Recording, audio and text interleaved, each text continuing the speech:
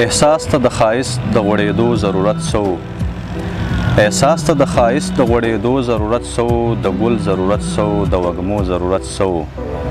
ما سوچ په دې کوو چې زه شاعر ولې پیدا شوم، ما سوچ په دې کوو چې زه شاعر ولې پیدا شوم، بې دردو پښتنو ته د نغمو ضرورت سو.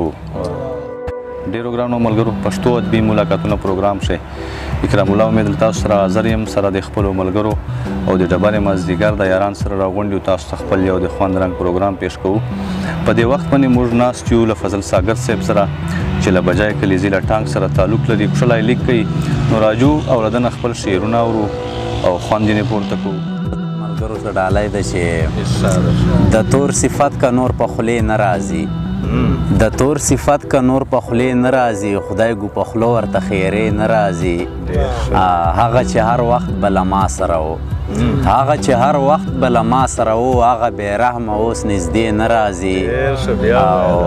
هغه چې هر وخت به له ما سره و، هغه بې رحمه اوس نږدې نه راځي. خدای خبر چا دی ورته چه ویلي، خدای خبر چا دی ورته چه ویلي، هغه ملنګ په دې کوڅې نه راځي. او تا چې د کوم غزل صفت وکړلو، تا چې د کوم غزل صفت وکړلو، د هغه غزل اوس کافیې نه راځي. تا چې د کوم غزل صفت وکړلو، د هغه غزل اوس کافیې نه راځي. او چنګ سرګردانه چې اولم ساګیر، چنګ سرګردانه چې اولم ساګیر، په ما اوس هغسې دورې نه راځي. او یوه بله غزل ده چې واړه عادتونه دې نن ښکلي دي، واړه عادتونه دې نن ښکلي دي، نن دې د وفا پټال ځانګلي دي. او خوښه د خپل زړه دې کړله ښه شوله، چې درته اغیار جوړې ویلي دي. او زه دې په فراق ذرې ذرې کړمه، هر چې د رقیب چې تا منلي دي. او داسې شاولی واولی په لار درومې، نن دې بیا په لپو شراب څکلي دي. او داسې شاولی واولی په لار درومې، نن دې بیا په لپو شراب څکلي دي.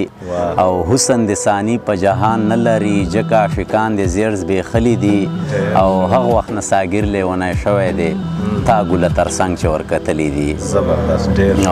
او بل داسې څو شعرونه نور چې تا نه بغیر زندگی به مې سي ګرانه یاره، تا نه بغیر زندگی به مې سي ګرانه یاره، د رب دپاره چې جدا نه سې له مانه یاره.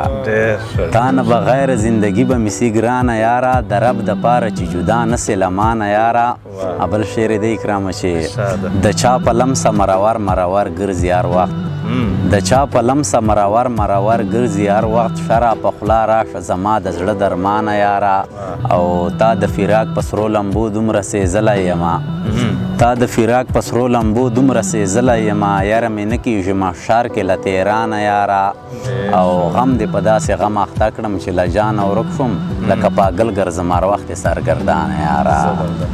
ډېره مننه. ډیرو ګرانو ملګرو، دا فضل ساګر صاحب تاسو ته خپل ښکلي کلامونه پیش کړه. موږ خوند یې واخیستی، امید کوو تاسو به خوند یې اخیستی وي. دا وخت د موږ د پروګرام وخت هم سر ته رسېږي او په راتلونکو نورو پروګرامونو کښې به بیا سره یو وجې ته کېږو. نو موږ ټولو ملګرو ته راکړئ اجازت د لوی الله په امان.